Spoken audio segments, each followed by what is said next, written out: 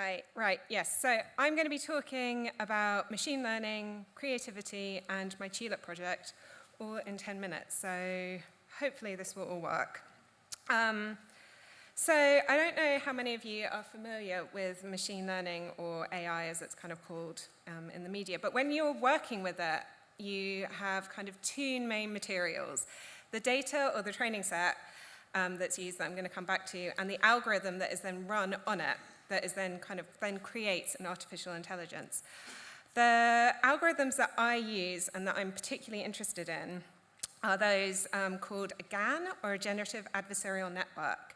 A GAN is a form of unsupervised machine learning, which is, an example is playing on the screen now, and this is from 2016, which is basically ancient in machine learning terms. And these networks are they're notoriously unstable and not that well understood. They're this weird, complex, iterative process with many interdependencies.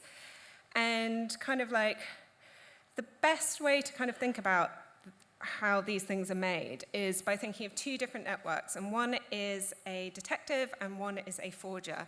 And the forger is looking at all of the things that it's been presented with in the data set and trying to produce something that looks like it could come from that. And the detective is looking at what the forger is producing and saying, no, no, no, no, until it gets good enough that it can produce something that looks like it could come from the data set. But as you can see, the images are they're weird. They're not quite there. And this is commonly known as dreaming or hallucinating. And what's playing is not images that are parts of photographs that have been stitched together, but pictures that have been entirely generated or imagined of what the AI thinks that it should be producing for the category in question. And this is a science experiment, but for me, the images are incredibly beautiful and have this really weird, meandering, dreamlike quality. The results that are recognizable, but at the same time have these tells that show you that they're not real. And these imperfections and traces of the process are the quality that I really love and want to question and work with. But at the same time, it is a finite time that these traces exist. If you look at the latest deepfake technology that came out last week, it's almost impossible to tell that the image has been created by a machine. It looks like a real photograph. And the reason why I think this is so important is these mistakes and imperfection draws attention to the process and also what is wrong with the process. Because as soon as something becomes too smooth, it stops being noticeable. And when it stops being noticeable, people stop questioning it or challenging it. And the reason why it's important to question and challenge it, there's been a lot of work that has been done recently on the problem of a data set by people like Kate Crawford and Trevor Paglen and people like that. A data set or a training set are the images or data that is given to, as I mentioned, the algorithm in order to provide the knowledge that it works with.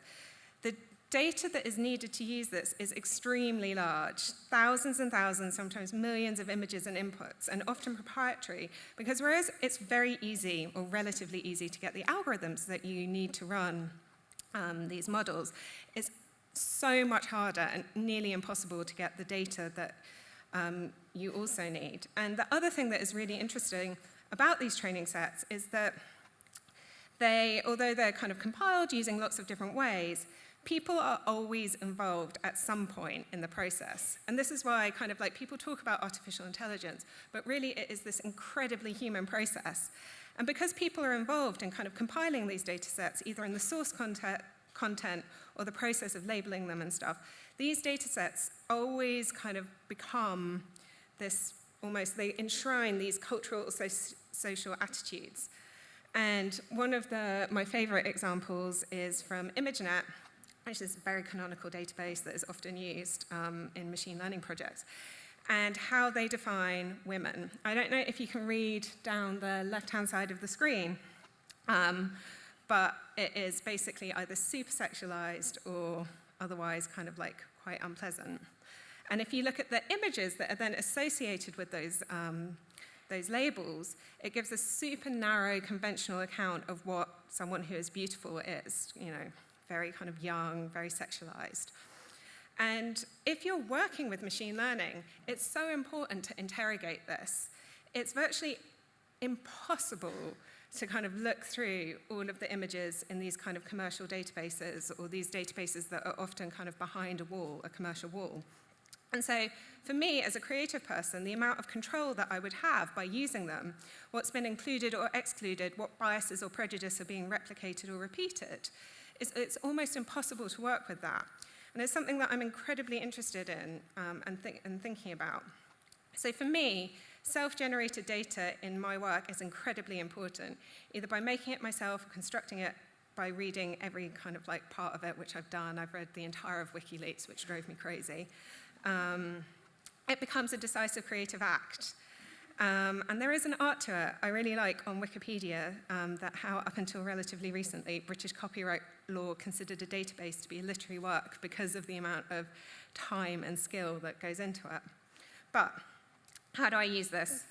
Playing on screen is a snippet of a project that was shown at the Barbican in the summer called Mosaic Virus, which, as was mentioned, draws historical parallels from tulip mania that swept across the Netherlands and Europe in the 1630s to the speculation that is kind of currently ongoing around cryptocurrencies.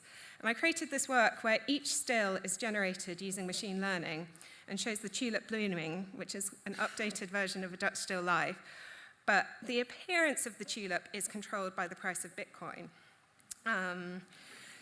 Mosaic is the name of a virus that causes the stripes in the petal, which they increase their desirability and helped cause the speculative prices during the time. And in this piece, the stripes depend on the value of Bitcoin changing over time to show how the market fluctuates, and the more stripy it gets, the higher the price. And I wanted to draw together these ideas around capitalism, value, and the tangible and intangible nature of speculation and collapse from these two different and yet surprisingly similar moments in history.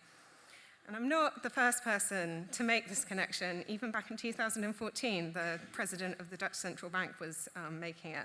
But I also wanted to use this form of AI not merely as a tool, but as another way of understanding the subject matter. So as I mentioned, Mosaic Virus gave the stripes and started to help cause the speculative buying of the bulbs. And I think it's really nice that it's one of the only known instances of a plant disease actually increasing the value of the infected plant. But what happened was that you could have tulips that would be white one year and then striped the next, because it was kind of, the mosaic virus was caused by insect laying an egg in the bulb. And because people didn't understand this at the time, they did all sorts of crazy things like take a white tulip bulb and a red tulip bulb and cut them in half and glue them together and hope that they would get stripy tulips. There was this kind of weird kind of like language of alchemy and mystique around kind of what caused the stripes. And growers kind of deliberately wanted it to seem strange, difficult, and unobtainable because it increased their value. And this lack of understanding of the thing that caused the value reminded me so much of the rush towards blockchain when it started. The Long Island Iced Tea Company that just produced iced tea changed its name to the Long Blockchain Corporation, and the next day shares in the company soared by 500% just because of the name. And it's the same thing. People don't understand what is driving the value, but people just know that it's in a hype cycle. And it's also worth noting that AI in and of itself is in its middle of its own bubble, and you can't kind of like open a newspaper or switch on the TV without kind of hearing about it. So this was kind of one of the reasons for me why it felt appropriate to use machine learning and AI in this piece, because the material is kind of reflecting the central concept of kind of speculation and bubbles. And to make this piece, I needed to construct a data set, my own data set. I couldn't just go to Google and find tulip photographs on a black background. So I took 10,000 photographs of tulips. Luckily, I was working in the Netherlands and got a grant from the EU, but I did end up spending about 800 euros on it. And this process of taking them, there's this big difference when you take the 10,000 photographs yourself and kind of scrape them off the internet. And it inverts the usual process, I think, of using this technology, because rather than speeding things up, it really slows things down. And it becomes like craft, repetitive, time-consuming, but necessary in order to produce something beautiful. And there is this skill to it. If you make the data set too big, if there are too many images, the results will be kind of too good and not that interesting. And the quirks and oddities that make it such an interesting medium to work with start to disappear. But if it's too small, it won't have enough information and become totally flummoxed and not produce anything or just one thing again and again and again. And the other thing that I had to do once I had taken these 10,000 photographs was categorize them by hand, because these kind of machines are very stupid. It doesn't understand things. I had to kind of tell it what color the tulip was, what type of tulip, how striped it was, whether it was a bud or dying. And this is a huge amount of work, and it's work that is usually hidden. And when I had done that, I chose to make it a separate work. So this is actually on show now in the Design Museum and got nominated for Design of the Year. Because